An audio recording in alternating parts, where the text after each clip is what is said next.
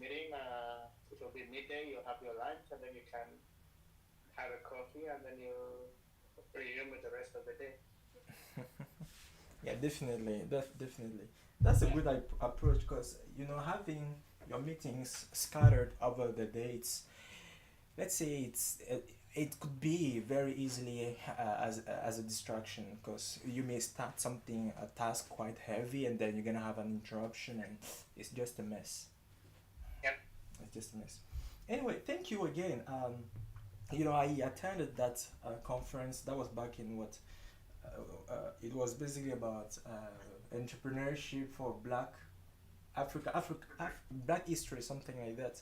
So yeah, I was quite interested and passionate about your project. Let's say the whole business model. Of course, I don't know I mean, inside out the business model, but yeah, I was quite interested because of that innovation side of it and entrepreneurial side of it. It's kind of a research, um, a business project, and it's quite exciting. It's research basically because federated learning still has a long way to go, and you people went ahead to use it, and I was just wondering how are you people technically implementing the approach of FL with regard to the data that you people are gonna use, and especially when it comes to the concerns that FL raises as well. How do you people deal with that? So I was glad to have this short talk with you guys at that dinner conference. I mean, at the dinner, just to realize that you people are still thinking and brainstorming about that. So I'll be glad to know how far you people went ahead. I mean, yeah, regarding that project. Yeah. Yeah, I mean,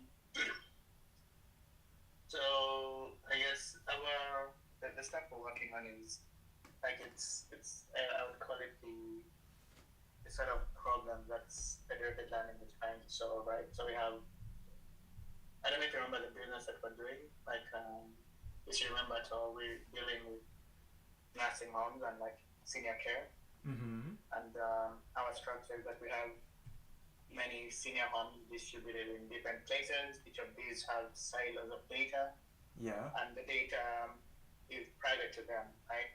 Yeah.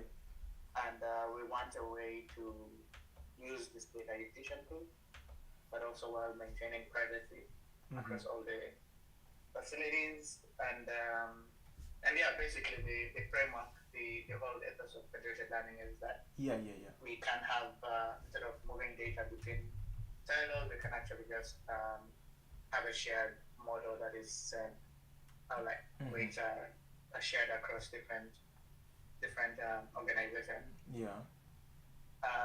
And of course, federated learning would be the end goal of what we're trying to do. But in the meantime, there are things that we have to put in place such that when we are able to scale, like when we're scaling for real, then questions of federation, defense of privacy, and effectively doing like mixing and matching models in their own strengths and weaknesses can happen. Right? Mm-hmm. Right. So our setup is really we have different senior homes. Each of them is producing their own data sets, their own data, and each of them have their own problems. And we're currently building strong silos of each of these senior homes. Um, so our current setup is that all the data is still on-prem and all our processing is still on-prem. And we haven't reached the point where we are really scaling to say 1,000 senior homes or 1,000 locations, but in that small setting, we're still exploring the deadline Yeah. to that. So your question is, what is our approach to doing this? Like, what is our Yeah, yeah, I was wondering at what stage of the implementation are you people currently in terms of implementation? And I remember that day I asked the question, are you people using a framework? Are you people building it from scratch as well? So yeah. yeah, we're at the stage of we have all our data pipeline set up and our model training pipeline set up. and we're partnering with Flower Labs.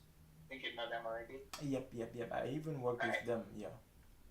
Yeah, so we're partnering. We have regular meetings of Nick Lane from Flower and another person called Go Yan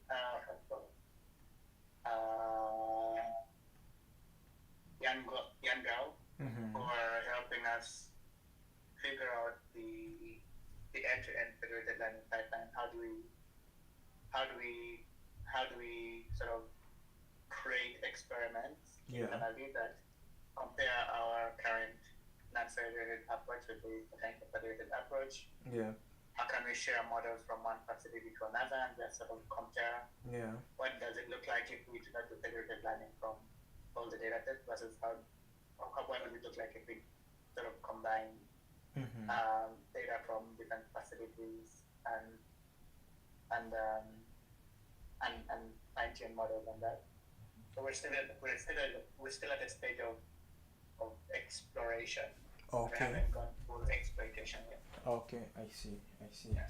That sounds great because I've been wondering, in an experimental setting that would not be quite a big deal because in experiments basically you have your data, you have a centralized data set that you just once again just split it and configure it as in a federated learning setting. But when it comes to real life scenarios, it's a bit different. It has many other challenges as communication challenges and all of that. So yeah, I was quite. You say? Yeah, absolutely. That's right. Okay, yeah. So I was quite excited to know how you people go about that. Things is still ongoing in the process. That's amazing. I can't wait to have understand what the eventual approach would be. Yeah. Yes. And so basically our approach is we're still building strong pipelines that are non-federated. Yeah. So we're still a small team, we're still a small company, and we still like federated learning is on our radar. But right now we're building strong pipelines from non-federated approaches that we can then extend. Like we're not doing federated learning from scratch. Sorry, no, we're not a federated learning company, but we have like 98% chance that we shall use it. Figure out how to use it. Right? That's why we're already partnering with Flower. We're heading this. Flower is a great company. I like that crew. I like that team a lot, and they are really working. They are quite productive, in the sense that they are bringing innovations. Recently, they even came up with a large language model fully trained with FL. So, yeah, it's a way to go. On my side, I was interested in knowing all of this because I also have this passion towards entrepreneurship, and I've been recently I'm still working on it. The point is to build up a consultancy startup where I'm going to provide in the beginning basically services around federated learning. So the whole point is to help companies to migrate in that setting, in that FL setting, because I really believe that's the future of almost everything. So I have been working towards that. This is still at an ideation step, and I'll be glad to have your feedback as an entrepreneur on that note, what it is to start something quite new, which may not have any anterior history, or precedence, something like that, which, by the way, you may not actually be quite an expert in it, so you will be doing it and learning as along the way. Yeah, I mean, so are you asking more from the business side or from the technical side? Well, The two different. yeah, definitely. There are two. Well, I guess both. I guess from the technical side, you actually have to go through. You actually have to implement and at least have an example of what you've done. So yeah, anyhow, I will appreciate your feedback. Yeah, I think from the, I mean, you're at the lucky point where you have you have an idea of what you're doing, right? And you have the interest, And right? just to add on to yeah, I basically forgot to introduce myself. So basically, I am doing my PhD as you asked with food at Polytechnic, and my research. I have been working on federated learning since my master's degree. I've been Mm-hmm. exploring the robustness aspect of federated learning systems. So currently, Mm-hmm. my task is to use some um, computer engineering uh, techniques such as mutation testing to assess once again the robustness and trustworthiness of this system. So to make it more practical, as you people intend to use FL for your work, they have, I mean, they might happen some faults which might affect your whole process of training the models and driving inference, I mean, and inferencing, anyway, the whole pipeline process. And this fault may be due to users, to data, to connect, what do you call it, mm, connection network issues. Anyway, Mm-hmm. the range of faults are just limitless.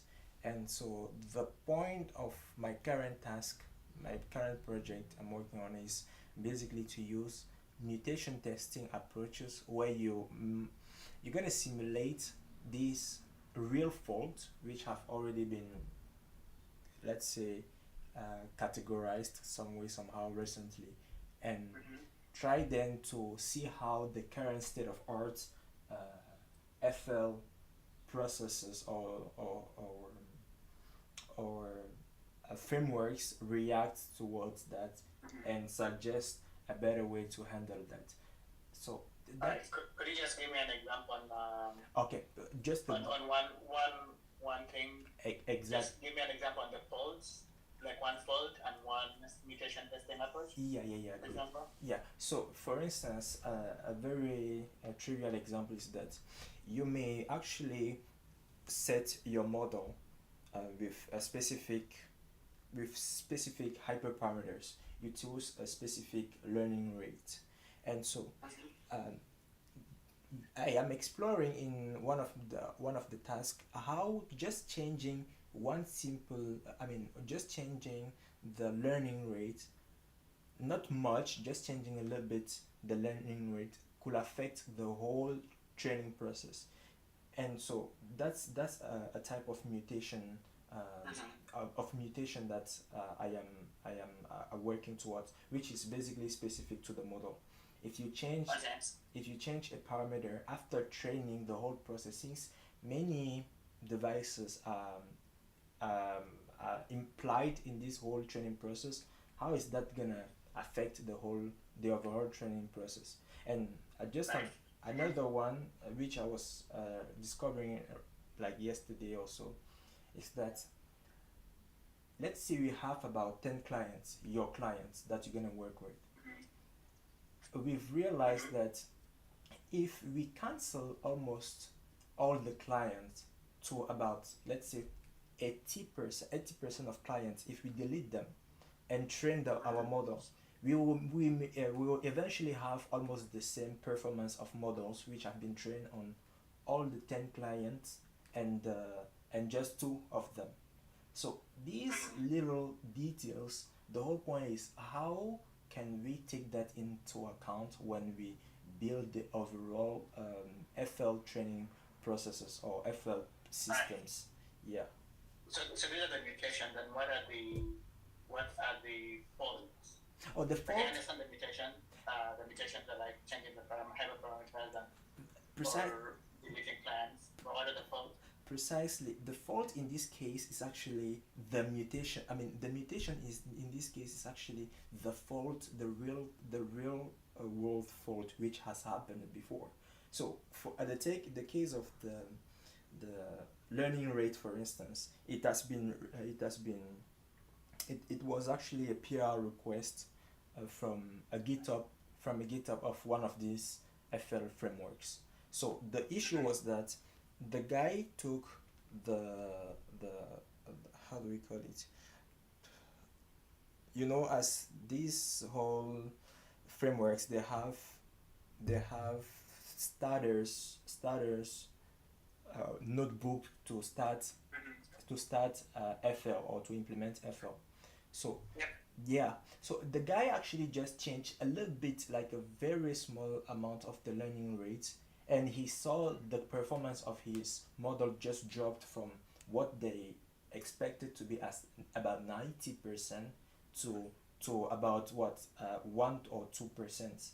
So that's a big deal, and which was actually a fault. So we will actually eventually suggest what we call a test suite of data, which will test this system. So the point of mutation testing is actually to assess the quality of a test suite, to detect fault, to detect mutations. So if after going through these experiments, the whole idea is to eventually come up with a set of test suite that you, as an engineer, when you are done training your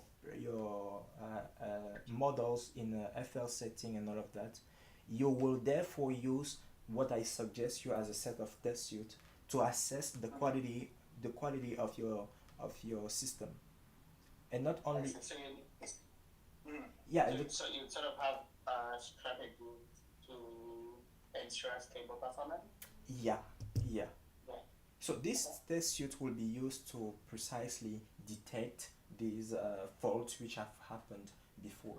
So I that's see. And are these test suites meant to be part of these framework? Like, would you see yourself creating test suite within the cloud framework, and then, or do you see it as an outer loop that people who are using federated learning would tap into? well, yeah, definitely, as usual, even in traditional software engineering, it has been always like that. It's not necessarily part of the whole framework or the normal use of the framework. I see, that makes sense. Okay. All right, and this is your key area of research. You want to, and this is the same direction of stuff that you want to implement in like a new startup, like creating a test suite for people who are like test cases for people who are using federated learning to Well, measure. yeah. Let's say that currently this is a task. It's not my research project. It's Okay.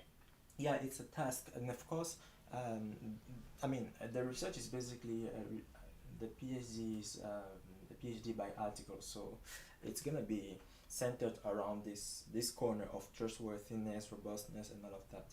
So the whole idea is to leverage the methods and techniques in traditional um, software engineering, yeah, to apply it in FL.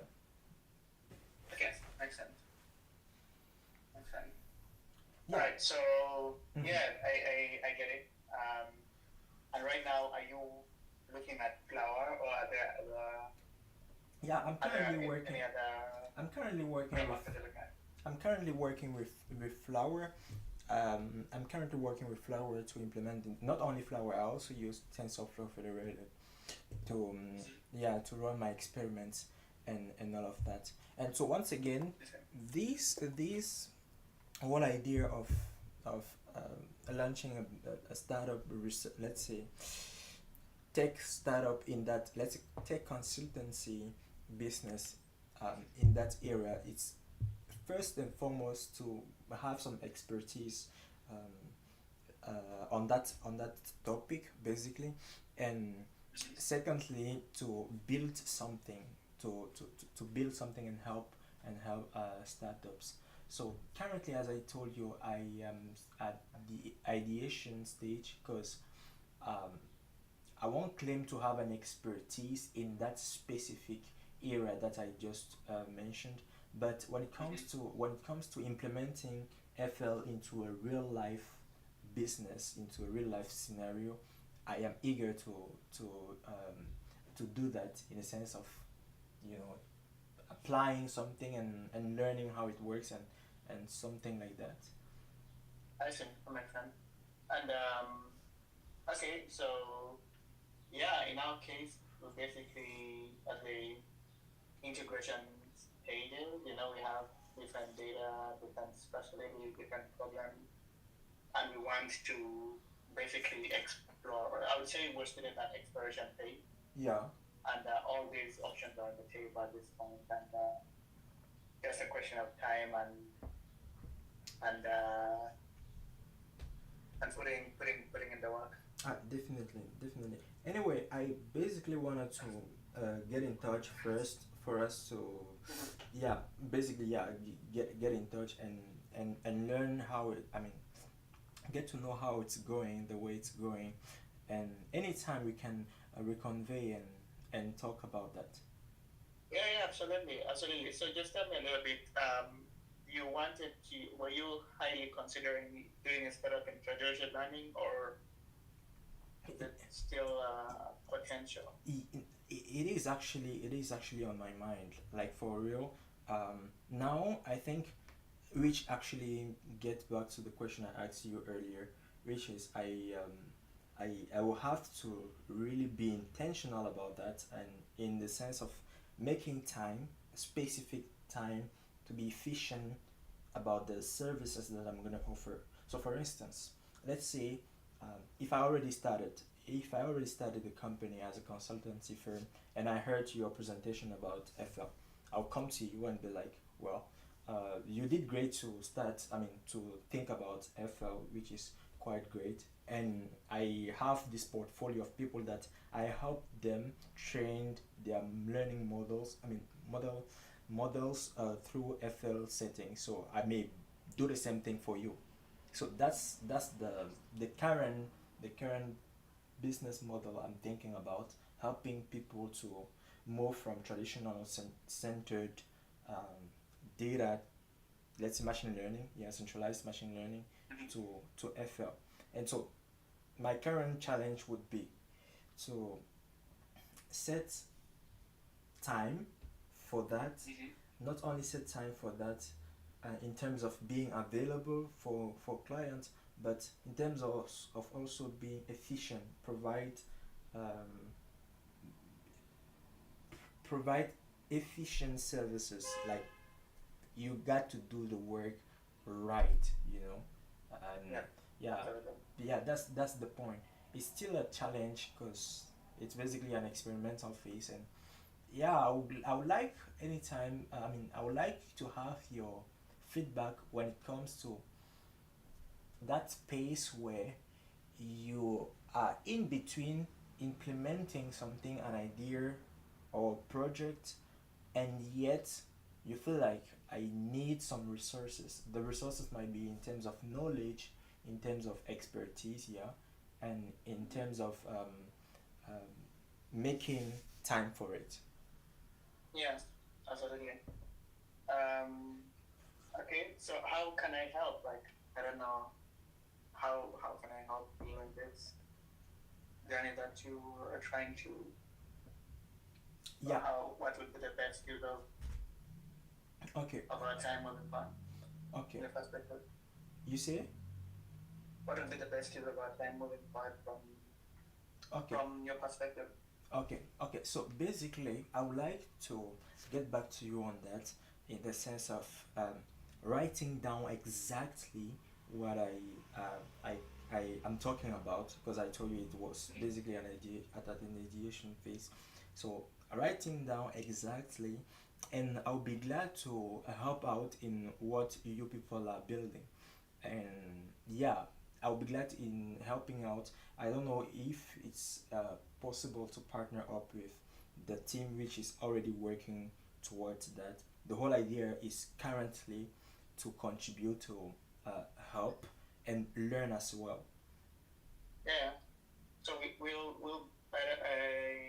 have like internship opening up at some point soon, and I don't know if that would make sense. I will be glad. I'll be glad to consider that as well.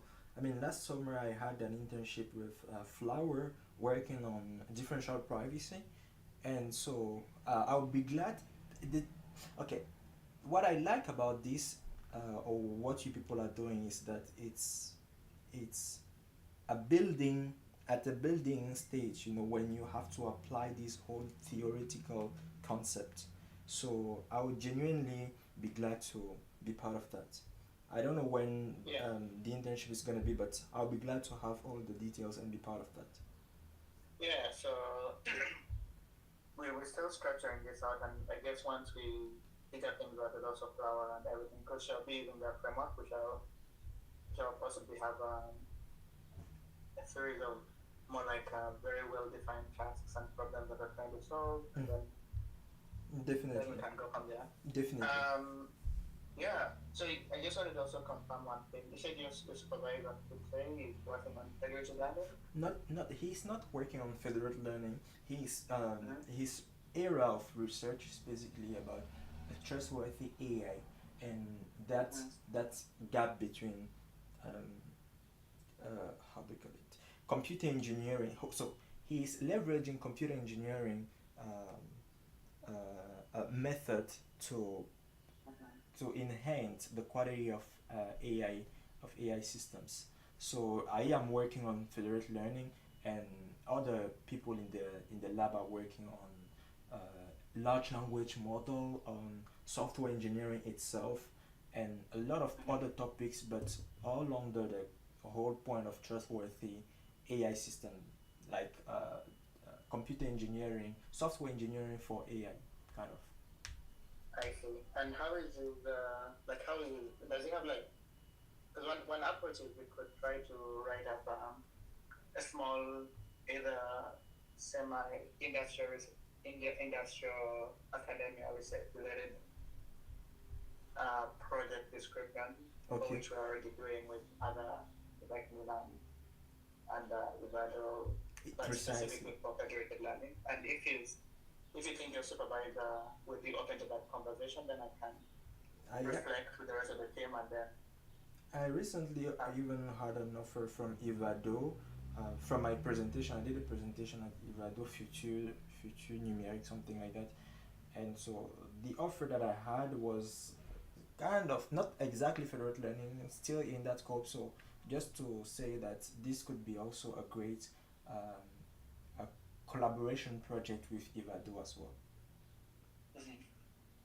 So what was the Ivado? I don't understand.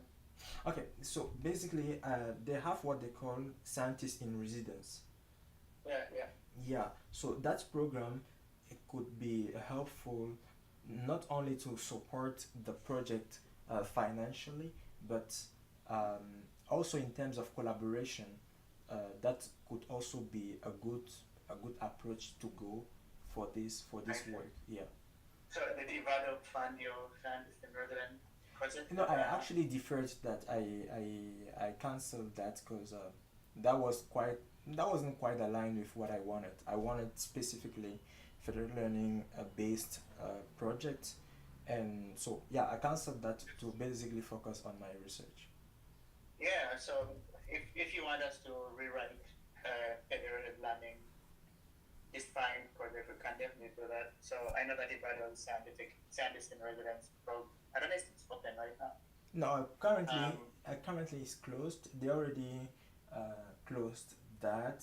So I guess it basically takes time for to process all the project. So I think uh, it could be from now on. I mean, it could be effective for the next summer. So yeah, all this time they will they will check the project, assess that, and that's the time it takes. Yeah. So all I'm saying is, you let me know if you have any, like, right now. I don't think I'll have the capacity to like look specifically to other grants, but if you have, if something comes to your radar that in that you think would be of interest to your supervisor and to yourself. Yeah. We have the real world data, we have the real world problems, and we have like a team here that we can then define a very fixed, like very structured, either small grant or a small research project that we can apply to one of those grants and then see how it goes from there. Okay. That basically would let you work particularly on federated learning for our use case, and of course there'll be some publishing or stuff that would make sense to publish or do some research on. Sure. Sure. I will definitely check it out as well, and yeah, I will let you know as soon as I come across such an opportunity. Good. Great. All right. Thank you, Benjamin. Thank you again for Anything your time. else? Yeah, that's pretty much it. Okay. Sounds good. All right. Well, then are you in Montreal? Yeah. You go to Miller? Okay. Yeah. Do you often do you work from Mila? Yeah, I work from Miller. Yeah, I do.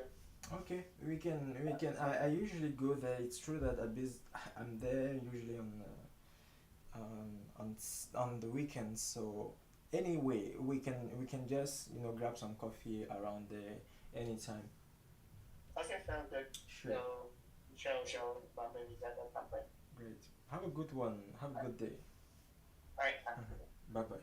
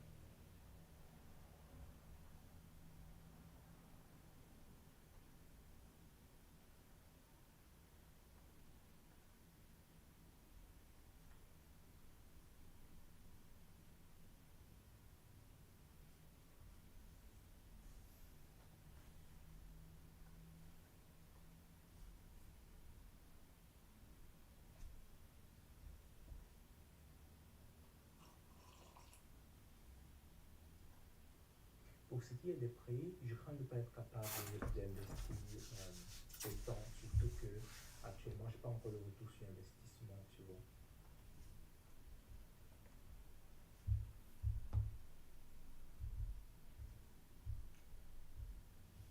Ça va bien également par rapport à ce que tu es.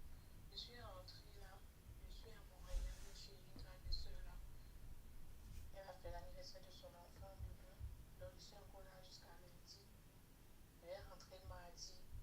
J'avais reçu ton paquet, mais malheureusement, je n'ai pas pu porter tes pantalons. Je pensais que je pouvais avoir ça dans mon bagage à main, mais j'étais vraiment saturée. J'avais les colis des gens et tout, donc il fallait au moins que je puisse satisfaire tout le monde et prendre un peu du bateau. Mais j'avais pris des épices là et je pense que c'est le poisson et je ne sais pas ce qu'il y a à l'intérieur, mais ça j'avais pris. Maintenant, mais là, je m'a fait savoir que tes pantalons là, tu les voulais vraiment. Et donc ça pesait, je te dis, à faire les kilos. Déjà que ma valise, non, ma moisse, je dis, sans qu'il y ait des trucs à l'intérieur, la valise était lourde. La valise était lourde. Et comme je n'ai pas de valise chez moi, je ne pouvais pas laisser ça. Parce que quand elle va vouloir déménager, je sais pas, je vois un peu. Donc vraiment désolée pour ça.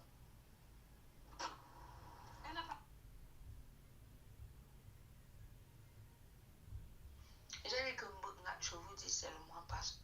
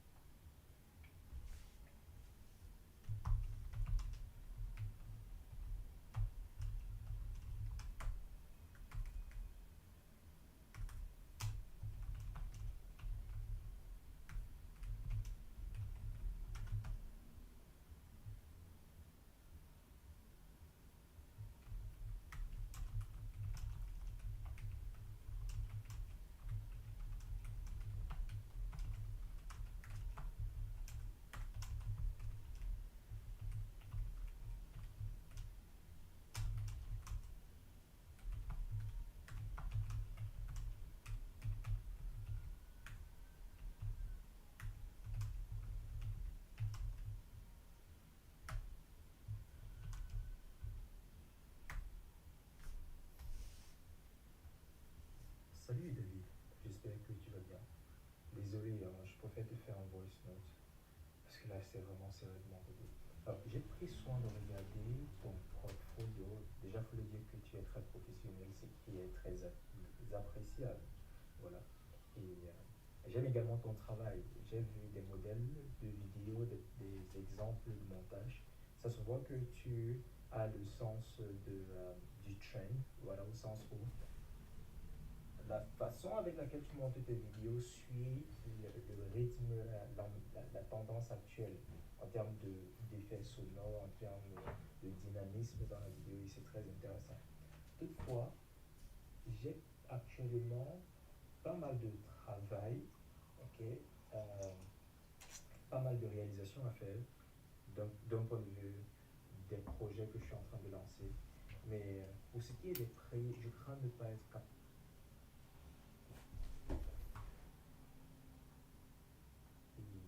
C'est pas investir qui me dérange, mais pour ce qui est des prix, je crains de ne pas être capable d'investir.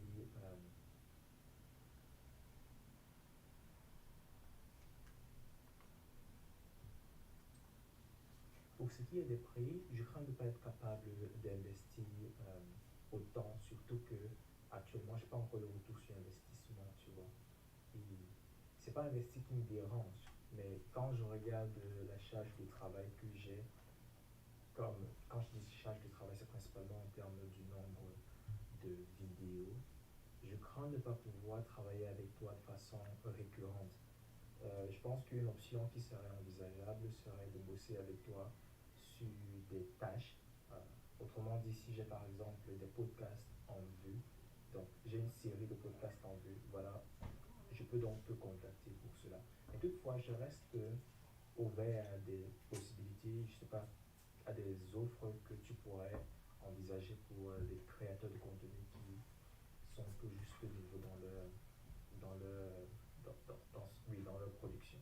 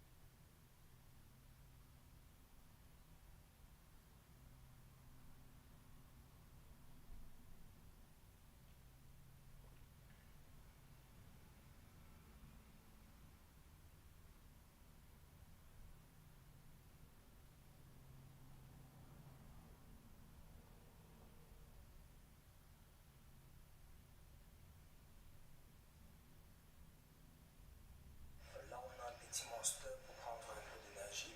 On a la caméra principale. La caméra principale. On a la caméra principale. Ok. Caméra principale. Là, je vais raconter ma petite histoire.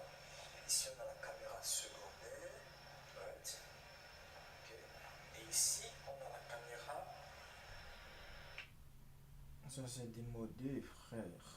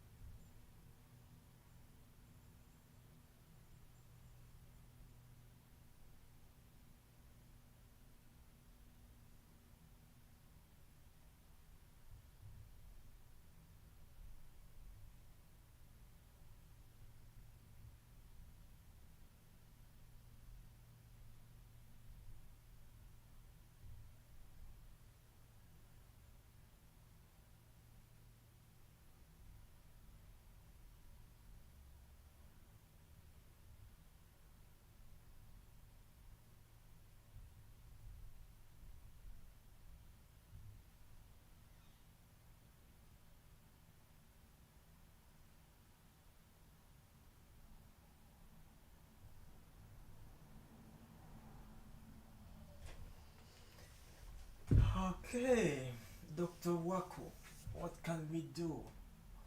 What are we gonna talk about? Dr. Waku.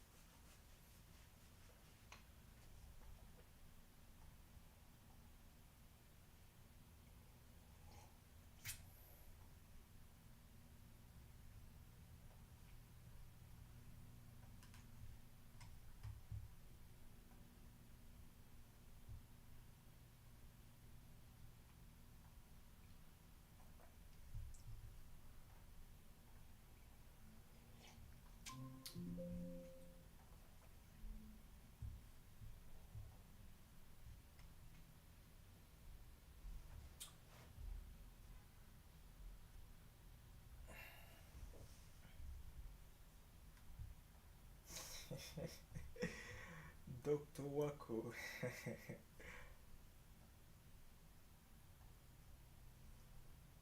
Dr. Waku. Dr. Waku, how are you doing?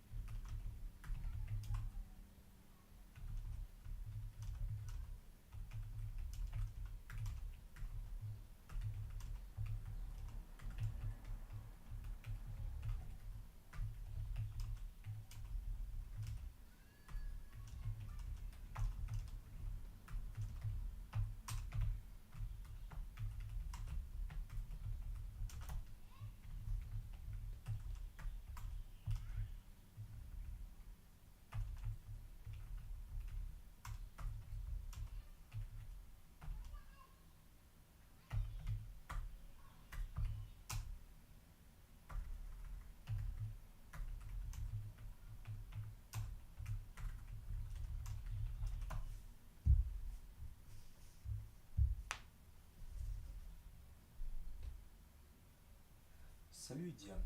Écoute, je dis que c'est pas très pratique de reprendre un article parce que l'objectif justement de l'article, vois-tu, c'est de donner les résultats après des années, après des mois de recherche, de travail, d'implémentation, du code qui ne marche pas, il vient fournir ce résultat.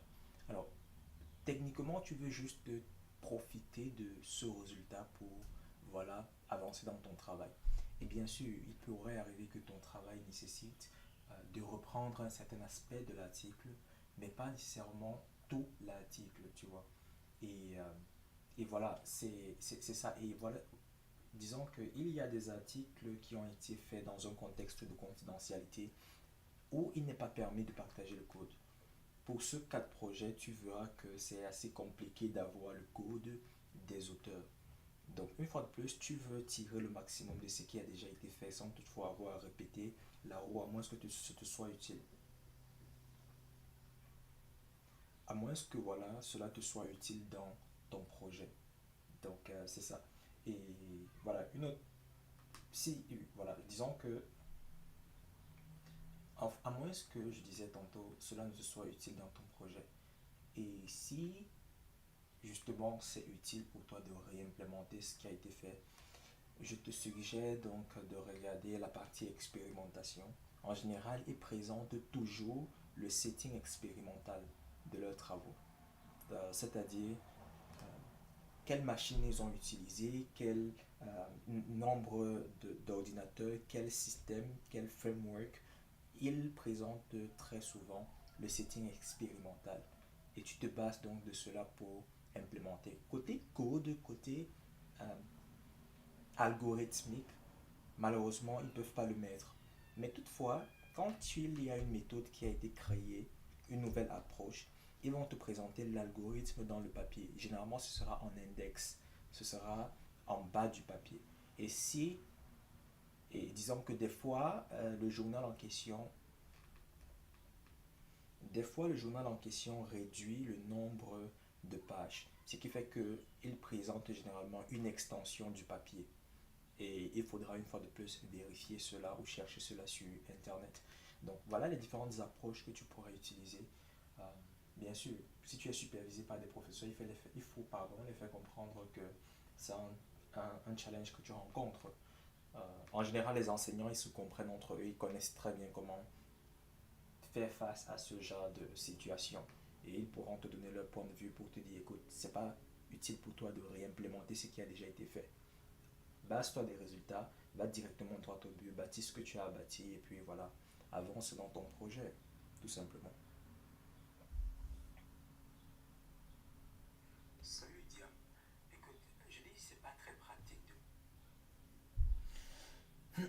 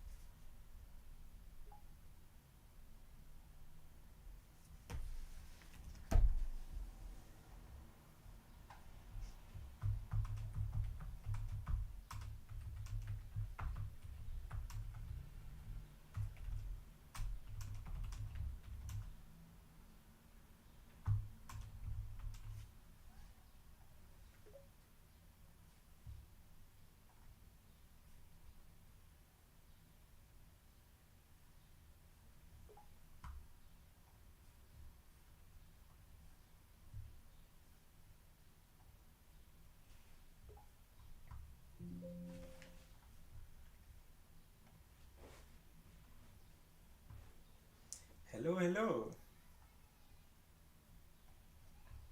Do you hear me? I do now, yeah. Great, great. How are you doing, David? Nice to meet you. Good, thanks. Do I say El Nathan? Yeah, that's El Nathan, yeah. El Nathan, yeah, nice to meet you. Nice to meet you. Nice to meet you. I was pleased to see, to come across your profile, and when you shared with me the name of your YouTube channel, I was just amazed. Few people talk about philosophy of AI, and the topics that you are bringing in, that you are talking about, are quite interesting.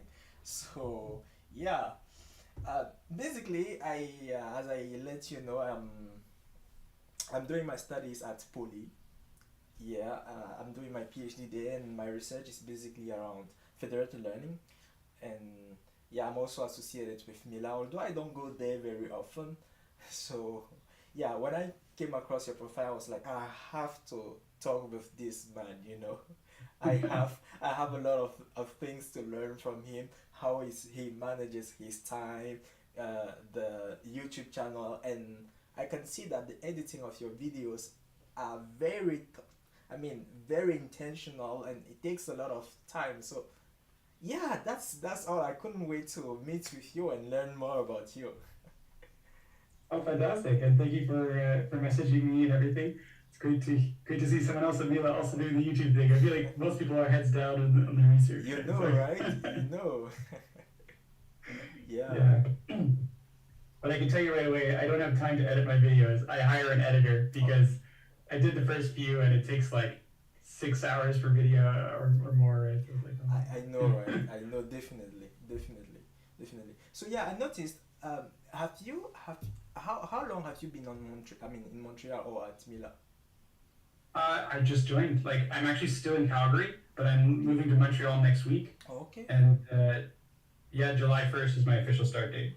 Okay, and you'll be joining Mila as what? As a researcher at Mila with as a postdoc, as what? I'm actually joining as a research scientist because my own PhD was about 4 years ago now, and they only let you have a postdoc position within 5 years of your PhD. So they were kind enough to offer me a research scientist position, which is basically the same thing, but you can keep it as long as you and your advisor want to keep working together. And it's a good fit for me too, because my background is not actually like machine learning AI stuff, it's security. And so the team I'm joining is like an AI safety team, and kind of thinking a lot about security, but I need to learn about AI at the same time. I probably won't be publishing a lot, like in my first year kind of thing. So yeah, it's a good way for me to kind of get up to speed. And the professor really liked the YouTube channel, so he said keep doing the YouTube channel and stuff. So yeah, it's a fun opportunity for me. It's a lot of fun, it's a lot of fun to learn something, to share, and somebody who just come across your YouTube channel will be like, this guy has been into AI for like years. And yeah, because you are very, let's say, many people talk about AI, but very few of them get into details, into relevant topics about AI. And so that's what differentiates you from the mass. And yeah, it's also a great journey to learn something, to share, and all of that.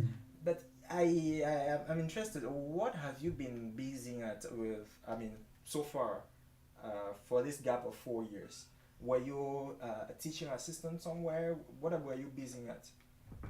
I was actually, I joined a startup. Like, I was kind of like a founding member of a startup right at the end of my PhD, and then I was the CTO of that startup for the last 4 years or so. It was like a cybersecurity, cyber insurance startup, and it's still doing pretty well. But I wanted to do something else. It's pretty large now, and my job became managing teams of people that are arguing with each other, and that's not as fun as as I had hoped. Are you more of a practical guy, like an operator, like the guy working task, building something, or you're not much? I was originally, but then I ended up with like this hand condition where I can't use my hands too much. So I now try to do a balance, right? I try to get involved in the details and really learn the details, and that's why I like talking about them on my YouTube channel. Okay. but at the same time be at a high enough level that like once the prototype is done, someone else can do all the full implementation or the full details. Because if I try, it'll just take me longer and it'll be painful. And how was your shift from being the guy behind the computer, building guy, from kind of managing now with, I mean, let's say it's not the same thing to get people do the work as you would have done it. So what have been the shifts in terms of from your perspective, mind perspective, practical shift? What have been your shifts so far? Yeah, I mean, it was a really long journey, and there's never any or very rarely are there transition points where it's totally different. But every week, every month, it evolves a little bit, right? Yeah. So, early on at the beginning, I wrote most of the code, and then I would write most of the code pair programming with other people to save my hands a bit, and then I would just be involved in architectural decisions only, right? And then they would do most of the development, and then I'd be like, guys, you know this, you don't have to ask me anymore, just just do it, you do it as seems best to you,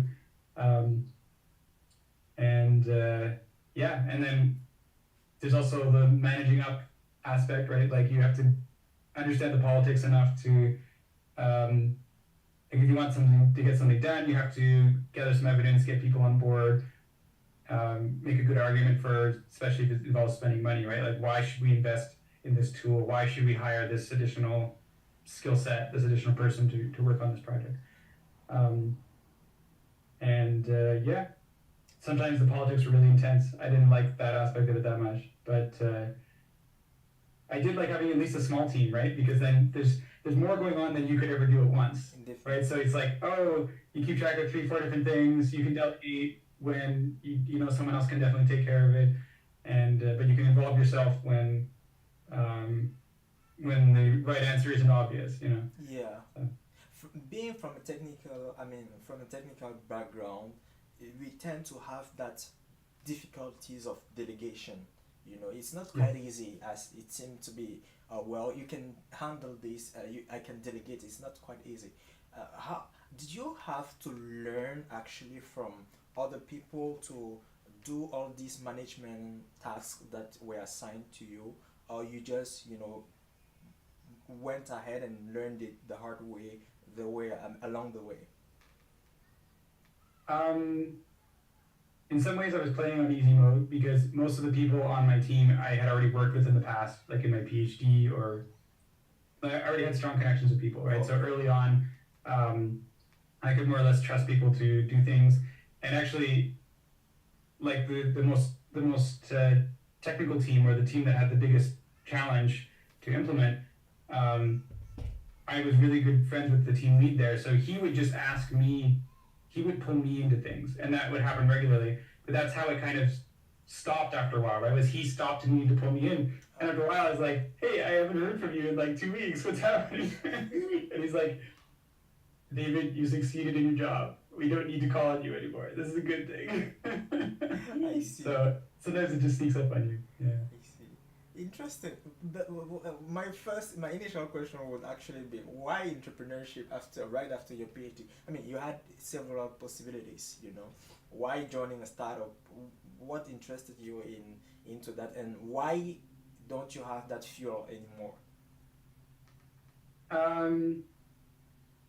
I did have lots of possibilities, but most of them involved working at large companies because two options: either working at large companies or doing government defense contracting. Just because of where my PhD was in, it was like binary rewriting, and so the military has lots of like drones with ancient code on them that they need to fix bugs in and transform. So they were very interested in that. And then only the really big companies would get to the stage where like they're doing binary analysis of their own tools and stuff. Like Google did a lot of it on Chrome, for example. So I could have joined the Chrome team. Cool. But none of those things really appealed to me. And I was really worried about the workload as a professor to stay in academia and all that, especially to be the one that is sort of producing I know professors end up not coding as much, right? They take a step back and whatever. And in hindsight, it probably would have been fine because you end up doing a lot more grant writing and, you know, advising and stuff. So, but at the time I was like, I need a job where I can really structure it. So I said to my co-founders, I said, like, we're gonna have to hire people that pair program with me. Like, even if in theory I can do the job, I can't. Definitely. Right? So even though the startup was also very long hours, it gave me a lot of flexibility in terms of how I worked and kept it engaging enough and interesting enough, right? Until it grew to the point where I couldn't do that anymore, right? As a CTO, you can't be like, if you have 40 people under you or 30 people under you, you can't be getting involved in too many things too closely. So I'd say that was the major reason. And then I learned how to deal with my hands a bit better. They're not, and I found a new medication that helps a lot too. So I'm in a slightly better state than when I finished my PhD. So I applied to professor positions again, but it's really hard if you have a gap in publication record. So most of those didn't really work out, but yeah, postdoc type positions like at Mila, they were interested in talking to me. And everybody wants me to do this security stuff that I did in my PhD, right? They're like, I know you can do this. I'm like, yes, I can, but I want to learn about AI. Oh, definitely. I noticed that there have always been these trade-offs, of learning something and keep going, digging deep into what you already have an expertise in. And it's all a matter of finding a best balance for you, where you can be in an environment where you learn something and you are being productive from your expertise, from your value that you can add and give to the company. In a sense, you have a lot of social capital if you're doing a PhD, right? Which you can cash in to get a lot of different things, like, you know, living in the city you want to live in, or working at the company you want to work in, or in my case, setting up the work environment to be as you want it to be, right? And that's the great thing about doing a PhD, or in general getting involved in academia. Usually academia pays less, but you get more social capital out of it, right? Definitely. But yeah, when it comes to now, for example, I spent a lot of social capital again because I was switching from security to AI and from industry to academia, right? So I was very lucky to get this position, and yeah, it doesn't pay as much, but I know that, like, I'm in Yoshua Benyo's lab, right, which is very famous. So I know that spending some time there, a year, 2 years, 3 years, whatever I want to do, that will build up my social capital again. And then I go, I want to join an AI startup, or I want to whatever, I should be able to. So, yeah. Oh, definitely. And so, okay. If I get it well, you'll be working in the research lab with Joshua Benjo. Is that right? Yeah, he's making a new team. It's called the Support Benjo team. Oh, and interesting. It's because they're doing a lot of AI research, and they're realizing that, like, this stuff could be really security critical. So they have to think about the security of their own lab, and, like, obviously test models and so on for security.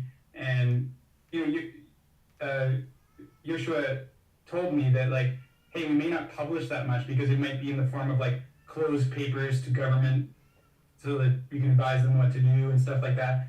Joshua's basically just, like, you know, building some infrastructure to help him do part of his job now, which is to be the political advocate for AI safety, right? Yeah.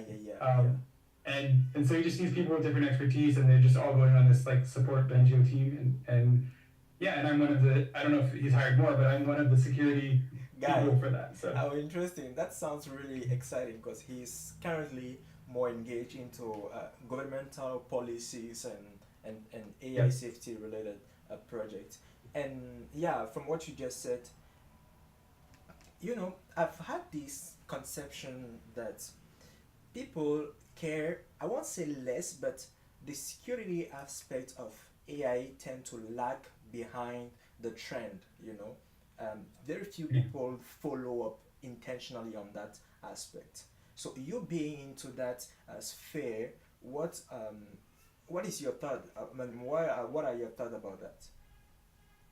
I think you're right. I think that as for many, this is not just for AI, but for many things, people will develop capabilities first.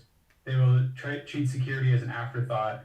They will it's like startup, right? You try to make the product, and then once you try to get compliance certification or some other company invests in you and you're like, we should spend a little bit on security. Oh shoot, now it's really hard / impossible. Yeah. So unfortunately, it's the type of thing where if you know that the thing you're building will be dangerous or could be misused, you have to have security thought all the way along. But most companies can't afford that, right? Precisely. So that's why you need governments involved, because they can actually either say, every company has to do this, now you're not at a competitive disadvantage for spending X% of your resources on this, or the government can say, hey, give access to XYZ model early on in the training process to security researchers that are funded by the government or something like that, right? So there are ways to make it work, but by the time the final weights are trained, that is too late. You cannot, you can fine tune it, etc. You can try, but it's always going to be able to be jailbroken, right? But that's kind of the paradigm right now, right? These companies are like, this is a secret. Yeah. And then, we finally have this model.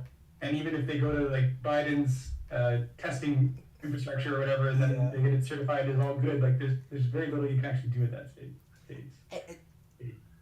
So what do you think in terms of you mentioned that companies can't really afford that, which is quite true, and that's why they actually don't usually pay much attention, because it's quite, it's not that easy to afford having a research team to work on something which is ongoing, in an ongoing process, and so and which doesn't contribute to revenue. Precisely, that's even the point. Yeah. And so, what do you think in terms of let's say in terms of expenses? Yeah, in terms of expenses, whether in terms of expenses, money related expenses, or resource. Anyway, let's say resources in general. What do you think cost most? Like the approach of Joshua Benjo right now, where you are building up things holistically, everything included, or somebody who would just, catch the trend and surpass and bring innovation, and then afterwards think about these whole security aspects. In the end, it may cost some money, but yet he may have went ahead quite fast. And what do you think about expenses in these two possibilities? I've actually changed around a little bit, because in security, in binary security or really low level computer security, there's always the trend of should you do formal verification, which is mathematically prove that there can be no bugs in the program, which is quite similar to Joshua Benyo's method, actually, because he's trying to make a good theoretical framework about here's how you ensure that the Bayesian probabilities are what you want them to be and stuff. Or should you just do the best thing that you can even as a security practitioner in binary security, best thing you can, which is what are the binaries? What is the model? What are the binaries, and what can I do to them? How can I improve them? And that was a very practical, my line of research was very practical when in my PhD, because it seemed to me that the formal verification methods were too far away to ever be used. They can barely do single-threaded operating system kernels, and real operating systems have been using 16 cores or 64 cores for decades, right? And they're constantly adding more and more stuff, and so how do you really do it? I think Benyo's approach has more chance of succeeding than formal verification, because you can at least you can just change the framework, right? Like the PyTorch or whatever that everybody uses, and you can probably have some drop-in replacements to an extent.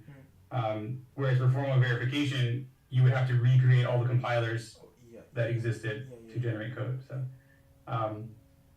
but it's just everybody has different incentives, right? And so the incentive of the company is given two options of how much do we invest in theoretical guarantees and how much do we just practically try to build quickly.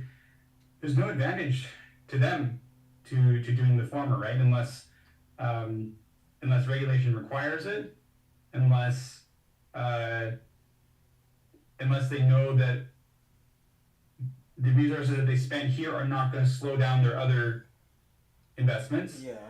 for example, or whatever. So it's weird, right? Like the incentives of an individual company are not the incentives of the country or the whole world. Oh, Like they don't actually align in that regard. and So, precisely, which is actually quite a big deal because one could say Joshua Benjo is a big guy. He has these connections with the government and all of that, and so he can do that. He's able. He has the resources to do that. So how about your company? How about a new guy just starting randomly a startup? So yeah, these could also be taken in. Should actually be taken into account because they may not have the same not willpower, let's say resources and yeah, choices.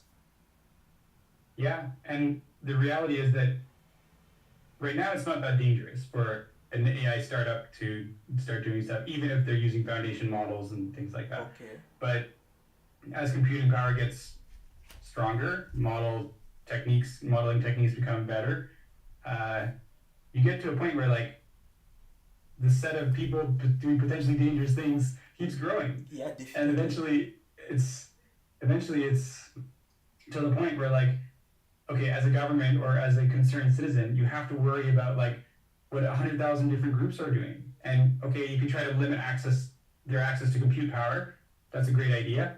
But at some stage, like the available compute power, I could go spend $10,000 or $1 million or something, whatever, under the threshold of monitoring, Yeah. and still be a years after. Yeah. And Joshua talks about this too. He's like, we have to invest in defensive AIs. And this is where I disagree with him because I'm like, it is so hard to defend compared to attack. And in that scenario, you have to defend perfectly all the time because the first time you lose, humanity is destroyed or something pretty bad happens, right? Yeah. So I don't know how you prevent that in the long run because you have all these humans running around. They're all independently able to take actions, and it's like manufacturing a machine gun or manufacturing a nuclear weapon are still very difficult beyond the capabilities of some one person or a small group of people or something like that. Yeah. And that's really good. Like if either of those things became really easy to manufacture for some reason, how would we deal with it? It's a similar problem, right? So. Definitely. And that's quite interesting because you are into that field of security, so you are quite familiar with the attack and defense trend. Yeah, let's call it like that. And that's the first time I actually hear about the notion of defensive AI. And a question which might be interesting could be, how will you defend something if there has not been an attack towards that something you're defending? Is it That's just it, right? Like oftentimes a defense needs more time to prepare for something, right? The moment like a DDoS starts hitting the internet, you have to now start hunting on the servers that are initiating it and stuff like that. It's going to be an ongoing attack for some period of time. And that's kind of like a modern day attack, right? You can't stop it. You can catch up to it and shut it down, but you can't stop it from originally starting. So Yeah. what happens when the attack is like, a biological pathogen that's released in 1,000 cities at once? Okay, that's a 0-day event. You had no information until that happened. Yeah. Some AI system said, I'm going to release a bunch of novel pathogens. Even if you have really intelligent AI on your side, you have to reverse engineer what this is, develop a cure for it, procure the resources to produce, defensive mechanisms? an antitoxin, distribute that antitoxin, handle the surge of people going to hospitals and whatever. Like, okay, that might be possible, but like, how do you know that you can do that fast enough to actually save people from dying? Like, I don't think you can. And so if the scale became that of the scale of the Earth, because this is a common like super intelligent AI attack scenario, is like, okay, the AI creates some nanobots and puts them on every square meter of the Earth, and then those nanobots all release the poison at once. or the nanovirus or whatever it is it wants, right? It's not going to kill everybody. Some people will be inside and nothing got inside at the time and whatever. But like, imagine trying to play defense in that scenario. Yeah, You yeah, just yeah. can't unless you're monitoring like all the particles on Earth to a pretty high degree and you know exactly what the attack will look like. But even then, you don't, because I could attack something by a poison, by like suppressing air, by like having heavy objects fall on you. But Yeah. you know what I mean? So And anyway. it takes time, though, as you said, it takes a lot of time. It takes a lot of time Yeah. to catch up with that. And so, how is a defensive attack? I mean, defensive approaches. I don't know if there is a straight line, but how is defensive approaches related or differentiate so with security approach, or let's say preventive approaches? Is it like for defensive approaches you actually need an attack to happen for you to defend, or it also encompasses this idea of prevention? Yeah, in security you would call it hardening if you are making it more difficult for an attack to happen, but nothing's actually happened yet. So hardening is like I put bars on my window. Okay. Right?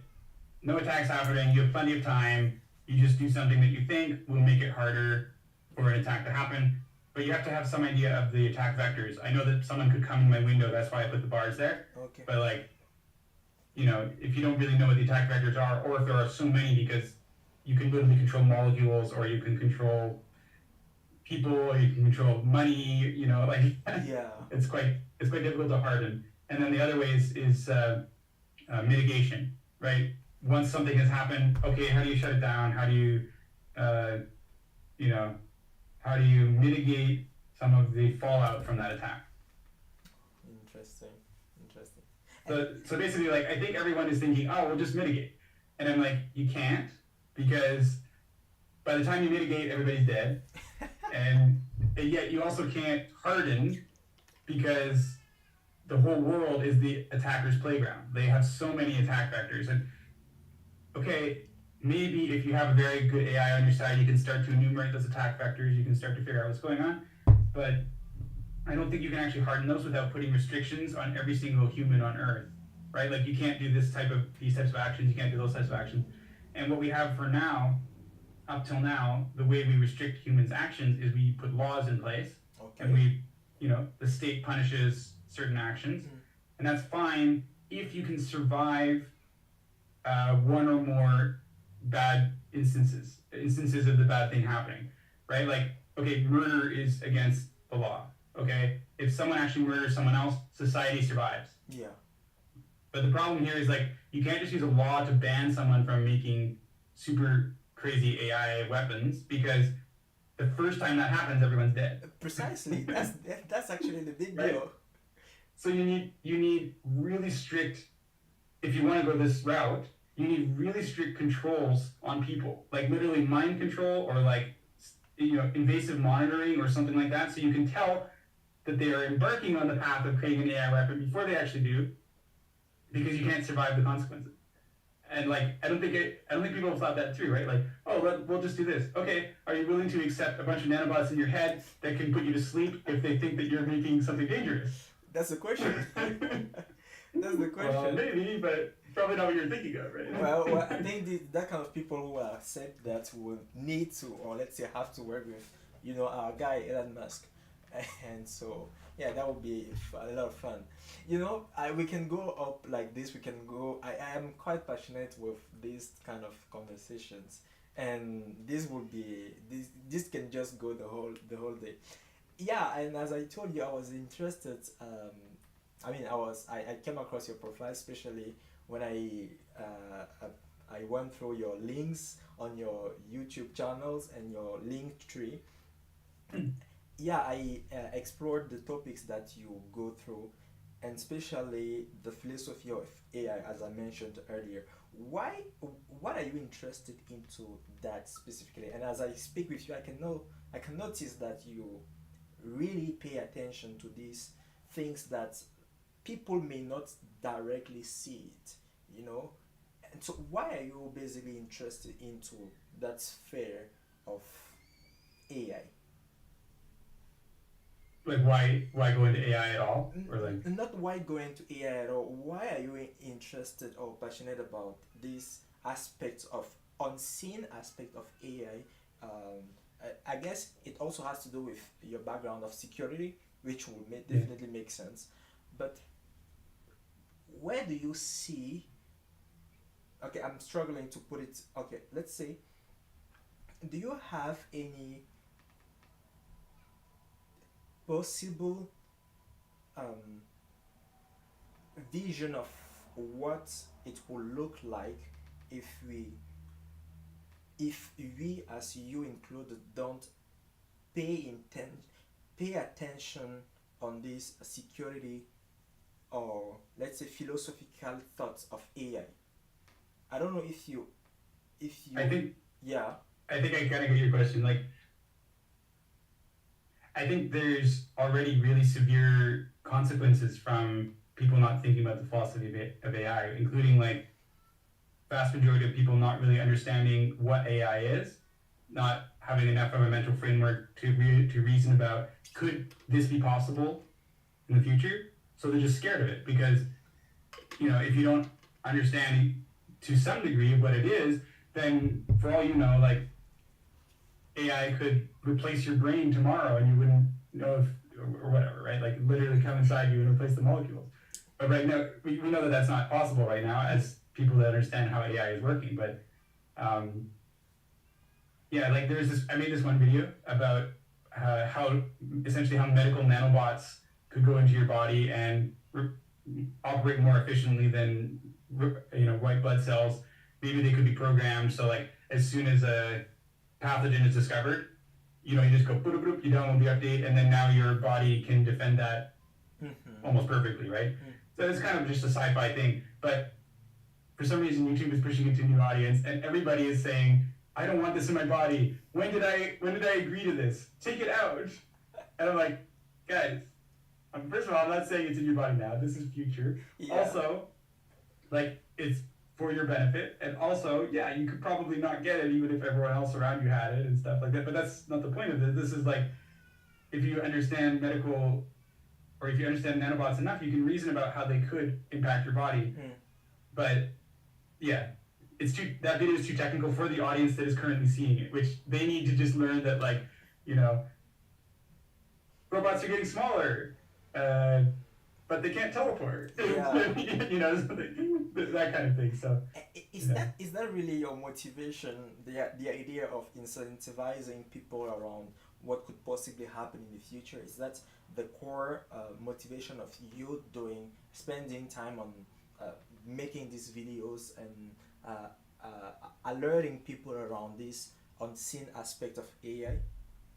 Yeah, we have to decrease the amount of ignorance around it, because otherwise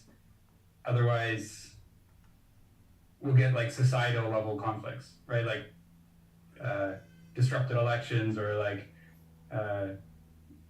violence amongst citizens of a country, or whatever. So I think for me, I just was like, okay, what skills do I have that don't use my hands very much that can be really beneficial? And I realized, well, I've learned a lot about this, and I can read papers and reason about them. So even if it's an AI area that I haven't studied before, I can go kind of research it and then prepare it for an audience. But yeah, like, why did I go into security? I think it's because it's the kind of thing where a little bit of knowledge can result in you doing something completely different, right? It's like, security is often about the exercise of power, right? Like, somebody powerful is trying to do something. Are you going to go along with that? What are the implications of that? How should you take actions based on that, right? Whether you are the one exerting the power or not. And I think that was why I was very interested in AI. Like, I've always been a bit interested because of the voice recognition stuff. I use that a lot to replace typing. Okay. But when generative AI came out, and especially when ChatGPT came out, I was like, this will change the world because there are so many new possibilities, but it'll be like the divide between two different religious groups of people, right? Like, it's gonna be so rough for society that if I can, and I'm not really trying to push an agenda. I'm just trying to give people a deeper understanding of it so they can reason about it themselves. Yeah. You just mentioned the word of religious. I mean, at some point in time I was thinking about this AI stuff as it's really taking off could actually lead to a possible religion, like the faith in AI. You know, it's. I mean, everything has happened before, so that wouldn't be a surprise of having people to really believe into the whole power and the divine nature of AI some way somehow. And I don't know if you've shared. I mean, you've had that reflection before, but how do you see that?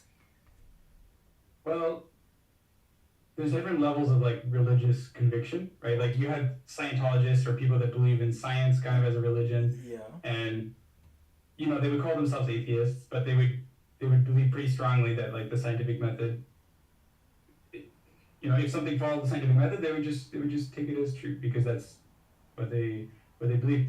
And I happen to think that having at least a good respect for that helps you come to correct conclusions. It's a good thing to at least trust in the scientific method as a useful tool. But I think when it comes to AI, because it happened much more quickly, and because the people that are interested in it are not the people that can reason about it, it's more dangerous. Yeah. Because if you are like, I love science, then you probably know what the scientific method is. But if you're like, I love AI, you may not know what an optimization function is. Yeah. So it's much more dangerous. And you get people like accelerationists that are like, I just want more AI as soon as possible. I don't care. There can't be any bad consequences as far as I'm concerned. And it's like a light form of a religion, right? Because it's a belief structure, I guess is a better way of putting it, right? Because it doesn't necessarily directly promise something like salvation or whatever, but it's a belief structure that like more progress is always better, more AI is always better. And it's interesting because you had increasing prosperity for most people in the developed world for many decades, but now because of the and the poor, you have the average actually going down. Yeah.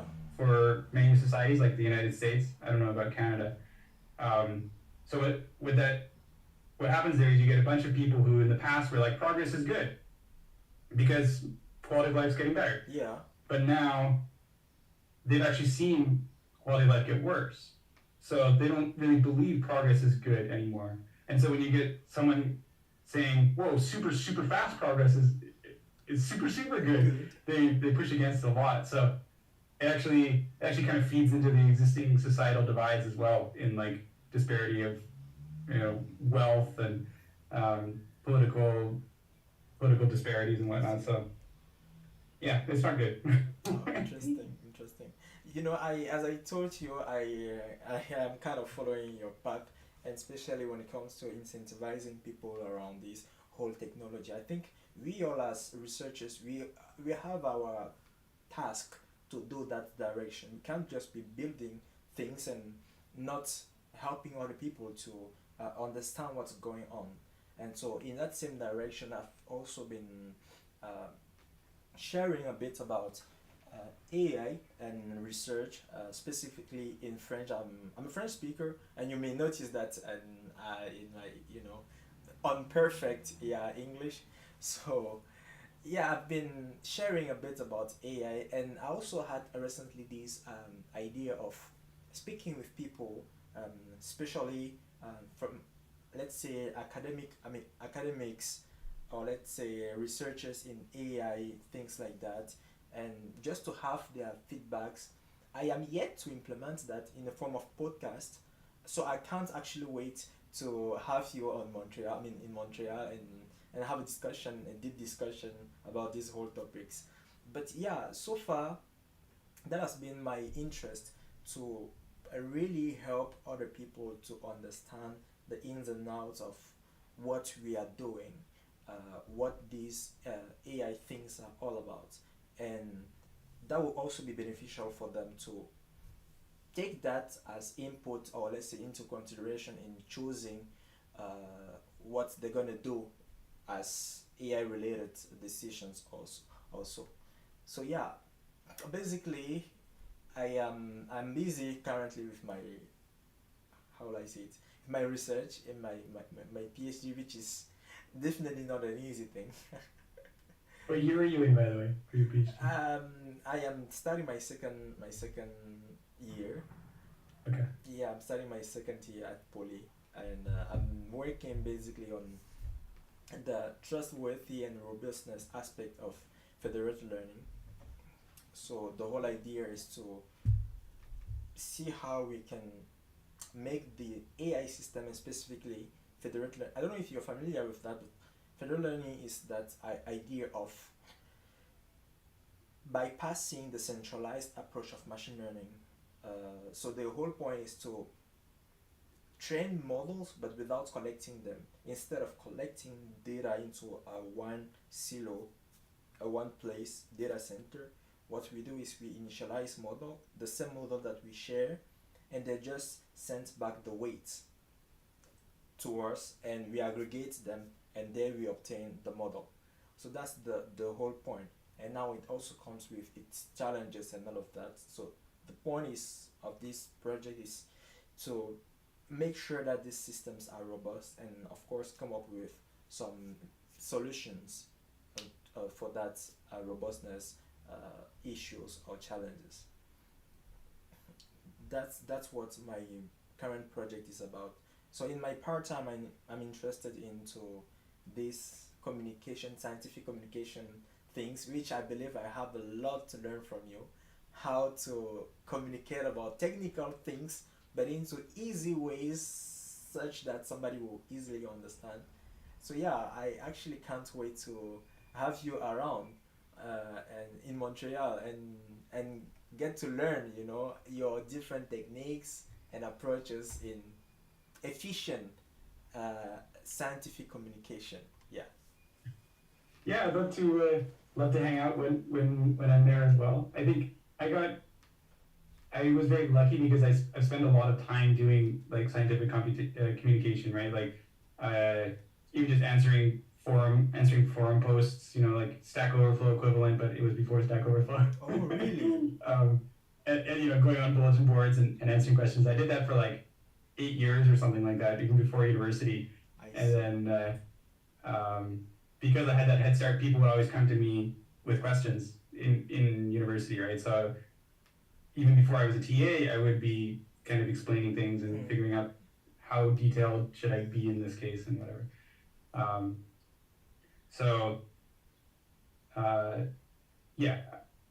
It takes a lot of practice, but it's a very valuable skill.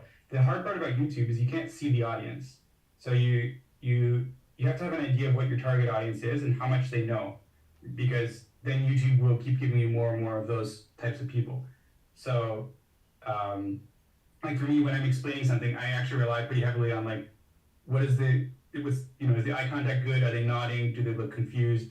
How do I adjust the tone based on that? So you'll see on my YouTube videos, some of them are more technical, some of them are not, because I'm kind of searching for a good audience. And once you find it, it works really well, right? Because there'll be a lot of people that are interested in that. They will return and watch more of your videos. You'll get subscribers, and so it really compounds. But I think that's the difficult part for me about YouTube, is that your audience is anybody, but you have to figure out who's the best audience for this, that you can explain well, that there's a lot of interest from. Like if you look at my statistics on what's it called, Social Blade, you'll see that I'm in like the 90th percentile on terms of number of subs, but I'm in like the 10th percentile in terms of number of views. Because the people that view it subscribe, which is great for channel growth, but like I've picked a detailed enough subset that YouTube can't just push the video to everybody, right? It's not like a front page, funny slam dunk basketball video or something, right? Yeah. Which, of course, that's fine, but it just means that like, yeah, everybody has their level that they're comfortable explaining, and for me, it's just more detailed, right? Because I can wrap my head around it. I can, even though it's really detailed, I can simplify it enough to, I can probably make it accessible to a less technical audience than would otherwise be expected to understand it. And I think that's my strength, right? So I'm trying to live there, but you have to be very conscious about it on YouTube, I find. Yeah. By the way, I like the frames behind you though. They are quite thanks. original. And I was wondering, how do you go about getting into there's this idea of deep layers of details into a new topic. So how do you go about learning a new topic into details? Okay, it takes a lot of time, definitely.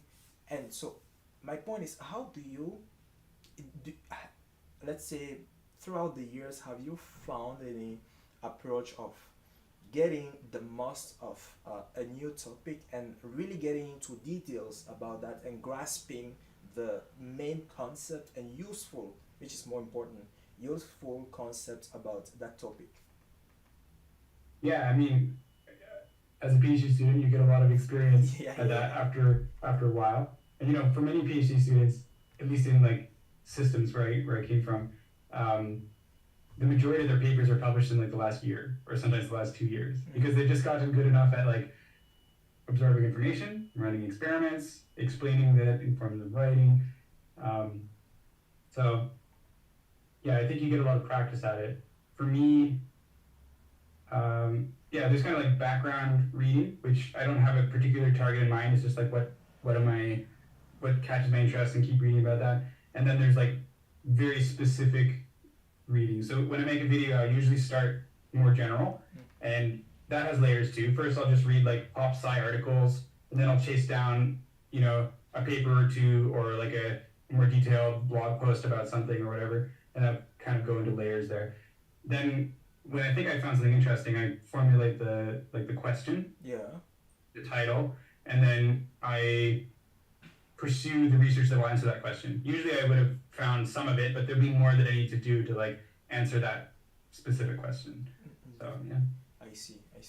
That's a great I mean, I won't say a lot of work because you take pleasure into doing that, and yeah, that's a great approach, and especially a scientific approach, because I mean, at the end of the day, it's not just about talking, randomly about a topic, but you really add value. You really share and add value to somebody. So I will definitely consider going into that framework of. You should.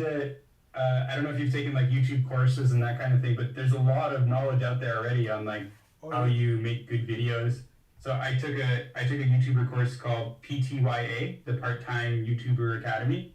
Part-time and that really helped me out a lot. From is it a paid course from which platform? Ali Abdal, who used to run it on one platform and then he switched. I don't know where it is now. I think it's now on Kajabi.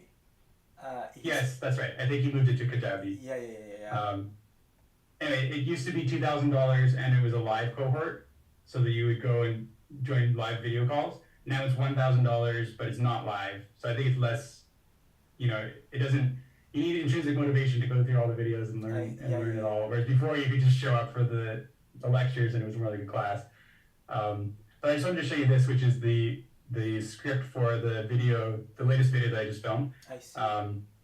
So Ali Abdel has his method and his particular thing, and this is kind of, I picked pieces of it and this is what I end up doing. But I always have a lot of different titles, and I'll bold the ones that seem good. And ideally I want to come up with the title and sometimes the hook before I come up with the rest of the script. Up until then I'm just doing the background research. Yeah. Then when I know what the title is going to be, now I know what to pull in, right? So this is my final script. That always had 3 parts. There's like militarization, NSA stuff, rivalry with China, state security. Sorry, it's being a little slow to scroll. It's like 3 or 4 pages typically. Yeah. And the last one is the doomsday argument. So I don't. This is called. There's like 3 levels of scripting. You can do word for word. I do word for word for my hook because I want it to be To as hook tight and indeed. interesting To as hook possible. indeed. Yeah. Yes. So this is word for word, and then the rest is bullet points. So this will roughly correspond, to what I say. But I might say 3 sentences for this and 1 for this, or whatever. And then sometimes people just write like very sketchy notes instead, right? So instead of this whole thing, they would just say like talk about NSA director and the previous OpenAI positions or something. But that's not quite enough for me. I'll forget. By writing it like this, it usually takes me 8 hours to make a script like this, but then I can film it whenever. Even if I'm tired, it doesn't matter because Everything is I just already read set. this Yeah. and I can film it. So And is it like you use a teleprompter? no, I don't use a teleprompter.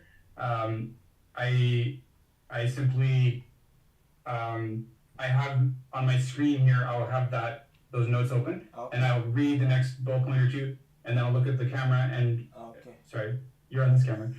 I'll look at this camera, and then I'll read it out, and then I just make sure to not cut my eyes down too quickly, and then when the editor removes the bit in between with me reading, then it looks like I'm looking at the camera the whole time. I see. That's really great, and there has been this let's say 2 school of thought, which is the teleprompter guy, the guy who will have the script, everything well drafted and perfect, versus this other guy who will just have bullet point. That's even for even for the best guy. Another one will just be like, well, let's talk about this, and then turn on the camera and just go about it. What do you think in terms of personal growth? Because at the end of the day, you want to be sharing, you want to be providing values, but you also want to be growing. That's also something we should talk more about. That. What do you think about these 2 aspects of content creation? But not everybody can ad-lib and kind of make the content on the fly while looking at the camera. I'm actually quite good at ad-libbing. Like when I teach in person at a whiteboard or something, I'm very good at it, but I think I rely more on the feedback with the person. And for me, I want them to have the highest value in the least amount of time. So by making a script in advance, I can like find the best order for things. I can see how much time should I spend on this versus on this. And then when I film it, it's just about as perfect as I can make it, right? There might be like 1 or 2 flubs where I repeat a word, or I forget to go into quite as much detail as I was supposed to on one thing. But yeah, it means that if I flub, I just say the sentence again, or I say the paragraph again, right? And the editor cuts it out. So I think since my viewer is committing to watching me, in my case, for like 20 minutes, then by scripting it, I can make sure it's essentially the best video I can offer at that time. But yeah, I mean, it all depends on the style and the type of person you want to attract. I want to attract someone who wants information-dense content, right? They're going to learn a lot. They're not going to feel too confused, but they're going to learn a lot, and therefore they expect a high level, no ums, ahs, pauses. If there's a pause, it's there for a reason, etc., etc. More like a TED Talk, right, than a normal university lecture, if I can get it there. So, but that's just because the audience I want, and because where my skill sets lie. I think if you're doing humor, or if you're doing reactions, or if you're doing like travel content or anything like that, you want to ad lib, right? It's going to be way more authentic. So it all depends. I see. And so, what's your point of view about this? Well, I struggle to mention somebody in particular. There are these people who will be like, they will of course, they will provide great value into the content, into the video, but yet they also add this human characteristic, like thinking pauses, not necessarily intentional pauses, but natural pauses, like as we speak in real life. These for instance, as we do speak in real life, and yet they are able to provide high value. It may take not 20 minutes in your case, It may take, the whole video could be like what, 30 minutes, but yet in the end the value is still there, but it's not as condensed as yours, just to bring this human aspect of the video. What do you think about that? Sometimes I get people saying your videos cut too fast, right? Okay. Especially if I'm speaking fast, because naturally I speak quite fast. If I slow down a little bit the way I speak, then the editor can cut out all my pauses, and most people are okay with it, at least in my target audience. For people in general, if the pause is because the speaker is thinking, that pause should not be there. That's my opinion. If the pause is for the listener to digest, then it's a useful pause. But even when you are in a fully scripted way, every word is there, you can still insert those pauses for the listener's benefit. Yeah. Right? So pauses for the listener's benefit can be in both camps. I think it takes a lot of skill as a teacher or eye contact feedback, which is what I rely on, to put enough pauses in for comprehension and to remove the pauses that are for your own thought process. So, like I said, I'm able to do it, such as in our conversation, right? I can see you nodding, even if I'm saying and that kind of thing. It's not detracting much from the message, even though I do need time to think what my thoughts are. Yeah. And if I see you look a little confused, or if you're really interested in something, I'll spend more time on that, right? So I don't have that skill of inserting the pauses without seeing your face, right? Inserting the pauses to maximize understanding for an audience that I can't see. I think that's quite difficult, but everybody has their own skills, right? So. I really like your approach of being intentional about all the aspects of what you are doing. Especially, I couldn't believe that you took that part-time YouTube Academy class from Ali Abdal. Very few people will invest into that to really grasp the ins and outs, the overall aspects of what you are doing, just for the sake of being relevant and valuable. And yeah, that's very appreciative. Yeah, I should say. I think it's a very valuable skill too. If I made a new YouTube channel now on some completely different topic, I'm sure it would grow 5 times faster than Definitely. The experience, the time you put in, and all of that. Yeah, definitely. Thank you very much for your time. As I said, I can't wait to see you around. And I believe we will definitely have a lot of things to talk about. As I didn't mention that, but I am quite passionate about entrepreneurship, and since you have an experience into that, only God knows how much I have to learn from you.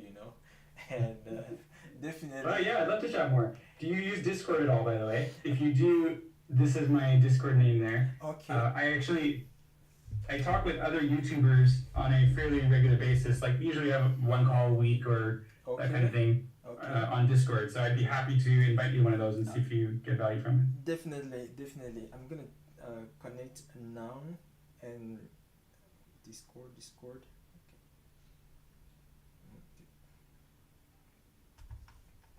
I used to be too old school for Discord, but a lot of YouTubers use it, so now I do too. By the way, what do you think about Discord or Telegram? Have you, I don't know, did you... I use it for different things. I don't know. Discord is more community oriented. I think it's pretty good for that. Okay. I see. I should run. I'm sorry. I need to use the washroom, and then I have another call in a few minutes here. But I'll see you on Discord, and we can obviously chat on LinkedIn if you can't get on there or whatever, and talk more later. Sure. Thank you very much. Thank you for your time once again. Have a good one. Thanks. Bye-bye. Cheers. Thanks.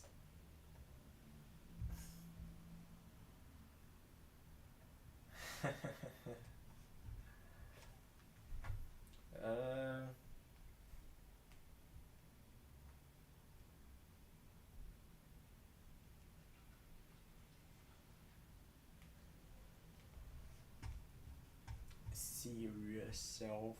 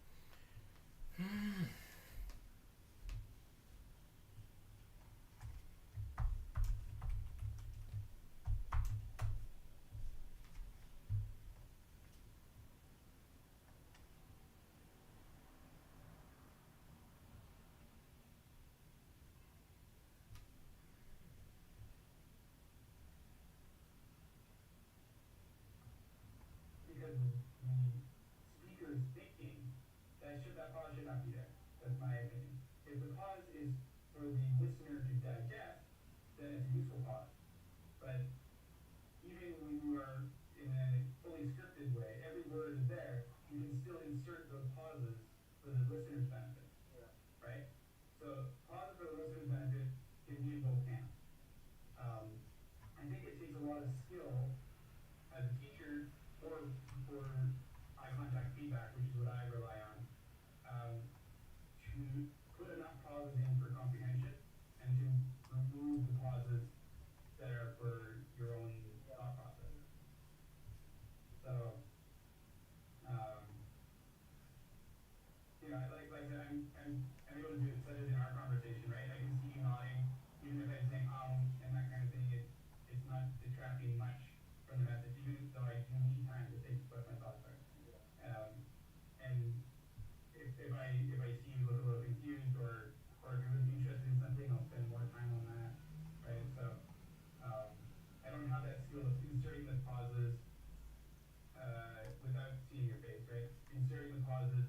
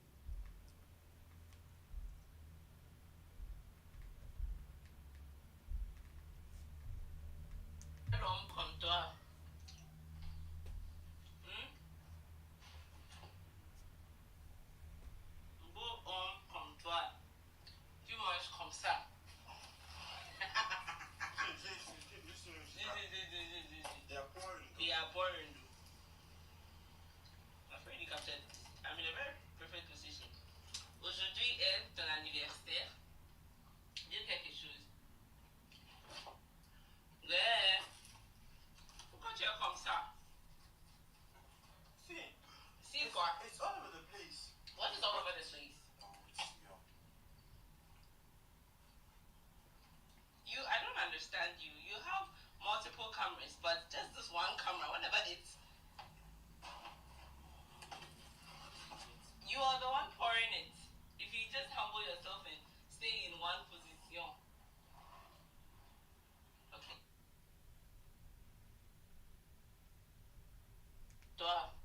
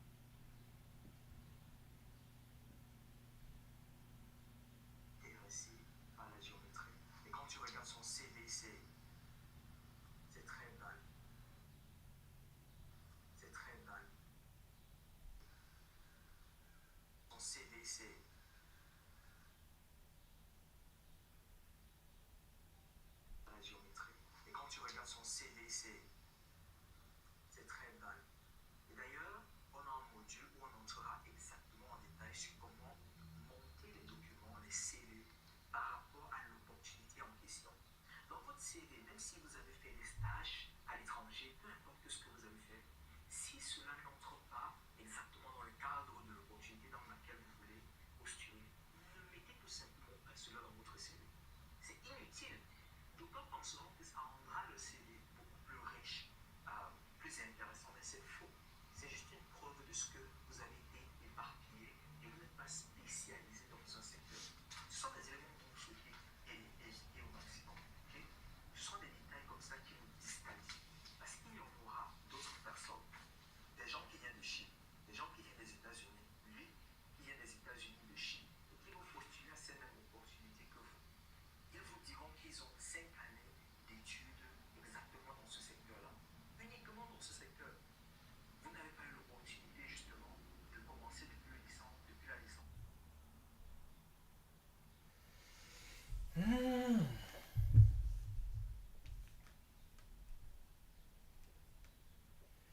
Nakola na maboko na yo, naekola na kelasi na yo, osungi moko yo mbapesinga yo, ela ezase yo molimo santo, motema na ngai soka baputa, trahison na ba jugement ya bato, je me suis relevé na nguya na yo, kotikanga te nzela ezala longola ye. Molimo na zambe akita awa na se, mobokoli na ngai kelasi na ngai yo, nasilisi nano koyakola te zalela na ngano. La géométrie. Et quand tu regardes son CV, c'est très vague. Et d'ailleurs, on a un module où on entrera exactement en détail sur comment monter les documents, les CV, par rapport à l'opportunité en question. Dans votre CV, même si vous avez fait des stages à l'étranger, peu importe ce que vous avez fait, si cela n'entre pas exactement dans le cadre de l'opportunité dans laquelle vous voulez postuler, ne mettez tout simplement pas cela dans votre CV. C'est inutile. D'autant penseront que ça rendra le CV beaucoup plus riche, plus intéressant, mais c'est faux. C'est juste une preuve de ce que vous avez été éparpillé et vous n'êtes pas spécialisé dans un secteur. Ce sont des éléments dont vous souhaitez et au maximum. Okay? Ce sont des détails comme ça qui vous disqualifient. Parce qu'il y en aura d'autres personnes, des gens qui viennent de Chine, des gens qui viennent des États-Unis, lui qui vient des États-Unis, de Chine, et qui vont postuler à ces mêmes opportunités que vous. Ils vous diront qu'ils ont 5 années.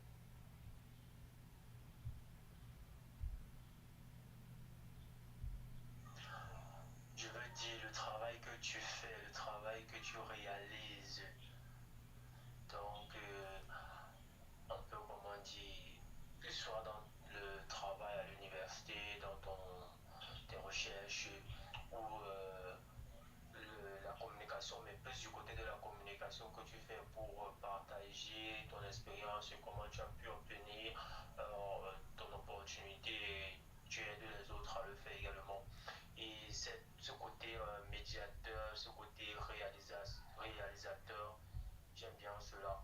Maintenant, ce dont je voulais discuter avec toi, c'est par rapport à comment faire pour pouvoir obtenir vraiment une opportunité. Parce que ce dont j'ai un peu suivi, c'est parfois un peu léger. C'est pas trop bon. Je dirais que j'ai pas fait assez. Je vais pas dire que c'est compliqué, mais je vais dire que plutôt de mon côté, je n'ai peut-être pas fait assez. J'aimerais savoir comment ça peut faire, comment ça peut changer. Et si j'ai besoin d'aide, j'aimerais me tourner vers toi pour demander.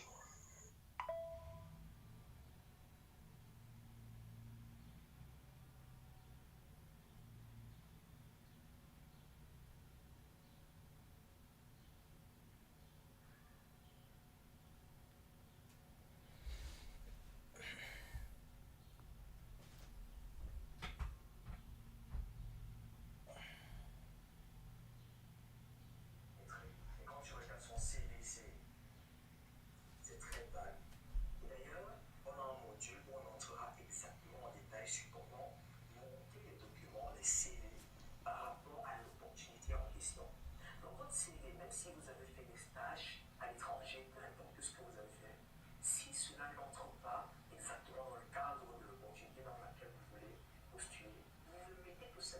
cela dans votre CV. C'est inutile. D'autres penseront que ça rendra le CV beaucoup plus riche, plus intéressant, mais c'est faux. C'est juste une preuve de ce que vous avez été éparpillé et vous n'êtes pas spécialisé dans un secteur. Ce sont des éléments dont vous souhaitez hésiter au maximum. Okay? Ce sont des détails comme ça qui vous disqualifient. Parce qu'il y aura d'autres personnes, des gens qui viennent de Chine, des gens qui viennent des États-Unis, lui, qui vient des États-Unis, de Chine, et qui vont postuler à ces mêmes opportunités que vous. Ils vous diront qu'ils ont 5 années.